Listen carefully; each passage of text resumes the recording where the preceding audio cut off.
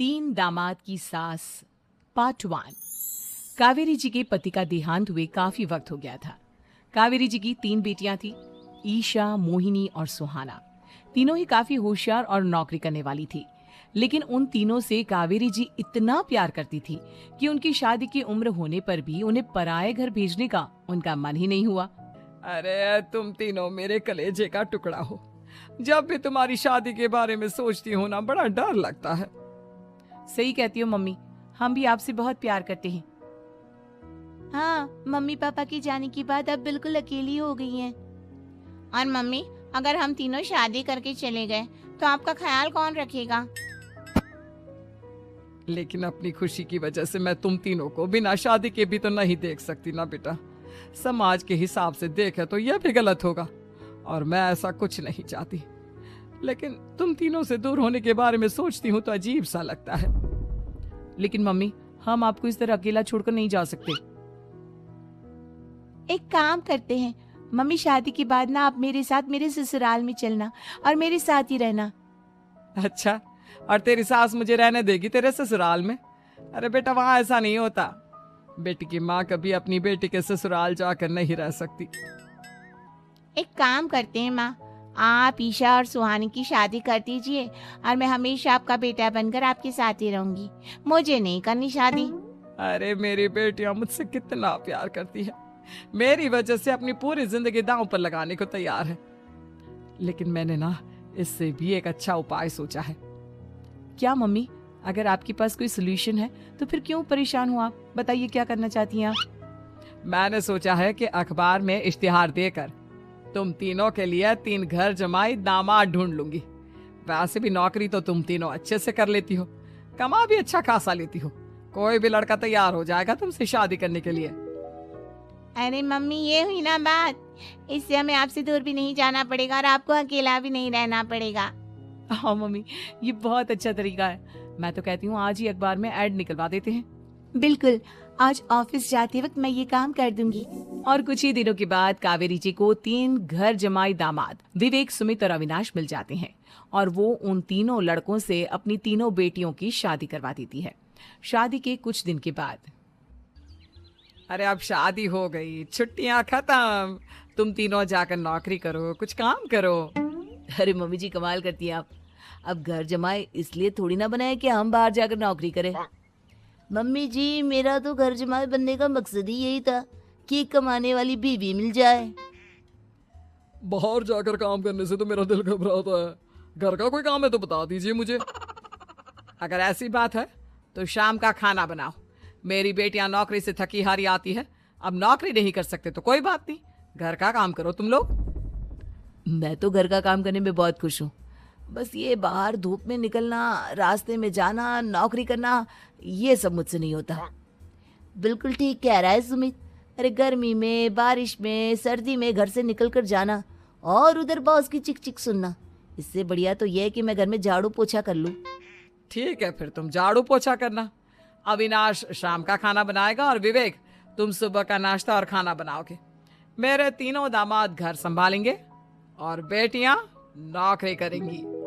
अगले दिन सुबह के वक्त, मम्मी मुझे ऑफिस के लिए देर हो रही है, नाश्ता चाहिए। अरे उस विवेक से कहा तो था कि सुबह का नाश्ता उसे उठकर बनाना है। अभी जाकर देखती हूँ क्या कर रहा है विवेक। अभी तक सोया हुआ है क्या? सुबह के 10 बज गए हैं। सोने दीजिए ना मम्मी जी, क्या हमेशा हिटलर की तरह हाथ में डंडा लेकर खड़ी रहती हैं? मैंने कहा सीधे उठकर खड़े हो जाओ और जाकर नाश्ता बनाओ। लेकिन मम्मी जी, बिस्तर में से निकलते ही कोई नाश्ता कैसे बनाएगा? 2 मिनट, वॉशरूम जाकर आता हूँ। बिल्कुल नहीं, सीधे रसोई में पहुंचो, मेरी बेटी को ऑफिस जाने में देर हो रही है। कुछ देर के बाद, हे भगवान, दोपहर के 12 बजे हैं लेकिन घर इतना गंदा पड़ा है। सुमित से कहा था मैंने समय पर झाड़ू पोछा कर देना। सुमित, कहाँ हो तुम? क्या हुआ मम्मी जी? सुबह की चाय तो पीने दीजिए, आप ही याद करती हैं, चिल्लाती ही रहती है। ये सुबह की चाय है या दोपहर की चाय? अगर तुम 12 बजे उठकर सुबह की चाय पियोगे तो क्या शाम का खाना रात के 3 बजे खाओगे? मम्मी जी चिल्लाइए मत, बताइए बात क्या है? अरे 12 बज चुके हैं, अभी तक झाड़ू पोछा नहीं हुआ। घर में देखो कितनी गंदगी है। अच्छा, तो आप इसलिए परेशान हैं। वो क्या है ना मम्मी जी, आज मेरे हाथ में दर्द हो रहा है। रात को उल्टी करवट से सो गया था, हाथ हिलाया भी नहीं जा रहा। कौन से हाथ में दर्द है दामाद जी? इस सीधे हाथ में मम्मी जी, हाथ हिल भी नहीं रहा है। विवेक, सुन लिया तुमने? सुमित के हाथ में इतना दर्द है कि बेचारे का हाथ भी नहीं हिल रहा। आज तो ये खाना भी नहीं खा पाएगा, तो एक जन का खाना कम ही बनाना। ठीक है मम्मी जी। अरे नहीं नहीं मम्मी जी, मेरे कहने का मतलब वो नहीं था। मेरा मतलब है खाना तो खाऊंगा ना।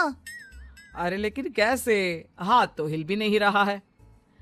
अरे मम्मी जी, आपको ना किसी जेल में जेलर होना चाहिए था। बेकार में हमारी सास बनकर जिंदगी खराब कर रही है। अरे लगाता हूँ पोछा। एक बेचारा घर जमाए और कर भी क्या सकता है। शाम को जब ईशा, सुहाना और मोहिनी ऑफिस से लौट कर आती हैं। मम्मी, शाम के खाने में क्या बना है? अब ये तो तेरे पति को ही मालूम होगा ना बेटा, उसने ही खाने की जिम्मेदारी ली थी। लगता है मम्मी आपने ये घर जमाए वाला तरीका अपनाकर मुसीबत मोल ले ली है। आपके तीनों घर जमाए कितने आलसी हैं। मेरे वाले को देखो, दोपहर के 12 बजे सुबह की चाय पीता है। और काम क्या करना चाहता था? घर का झाड़ू पोछा। मम्मी बता रही थी कि आज उसने घर का झाड़ू पोछा शाम के 5 बजे किया था। अब क्या बताऊं बेटा, सुबह से हाथ दर्द का बहाना करके बैठ गया था। कहता है हाथ में बहुत दर्द हो रहा है, हिला भी नहीं जा रहा। सब बहाने मम्मी। ये तीनों घर जमाए मिलकर ना बस बैठकर खाना खाना चाहते हैं, काम धाम तो बिल्कुल नहीं करना चाहते। अरे लेकिन ऐसे काम नहीं चलेगा ना, मुझे इन तीनों को सबक सिखाना ही पड़ेगा। अरे तो मम्मी, आप हिटलर से कम है क्या? आपने जब हम तीनों को सबक सिखा सिखा कर इतना लायक बना दिया, तो इन तीनों नालायक दामाद को भी आप कुछ न कुछ तो बना ही देंगी। हाँ मम्मी, बस अपने अंदर के हिटलर को बाहर लाइए और अपनी तीनों दामादों को अच्छी तरह से सबक सिखाइए। रही बात आपकी बेटियों की, तो हम तीनों तो हमेशा से आपके साथ हैं। अरे लेकिन बेटा, इस काम के लिए तुम तीनों को मेहनत करनी पड़ेगी। कैसी मेहनत मम्मी? ऑफिस में तो वैसे ही बहुत मेहनत करते हैं हम तीनों। अरे प्रेग्नेंट हो जाओ, प्रेगनेंसी का बहाना बनाकर कह दो कि तुम तीनों ने नौकरी छोड़ दी है 2 साल के लिए, और जब घर में खाने के पैसे नहीं होंगे तो अपने आप काम पर जाएंगे ये तीनों। वाह मम्मी, क्या आइडिया दिया है। मैं तो कल ही जाकर कहने वाली हूँ कि मैं प्रेग्नेंट हो गई हूँ। फिर देखना कैसे मेरा पति अविनाश भाग भाग कर काम पर लग जाएगा। और फिर 2 दिन के बाद, सुमित मैं ना प्रेग्नेंट हूँ और इसलिए अगले 2 साल के लिए मैंने अपनी जॉब छोड़ने का फैसला ले लिया है। विवेक, पापा बनने वाले हो तुम। अब से ना तुम्हें ऑफिस जाना होगा, क्योंकि मैं तो 2 साल के लिए छुट्टी पर चली गई हूँ। अविनाश, अब तुम्हें जिम्मेदारी संभाल लेनी चाहिए, वरना ये घर कैसे चलेगा। हम दोनों मम्मी पापा बनने वाले हैं। लेकिन कावेरी के तीनों आलसी दामादों पर अपनी बीवियों की बात का कोई असर नहीं हुआ। धीरे धीरे कावेरी जी को चिंता होने लगी, क्योंकि उनके प्लान के हिसाब से तीनों बेटियों ने ऑफिस जाना बंद कर दिया था। आखिर क्या तरीका अपनाएंगी कावेरी अपने आलसी दामादों को काम करना सिखाने के लिए? जानने के लिए सुनिए इस कहानी का पार्ट 2।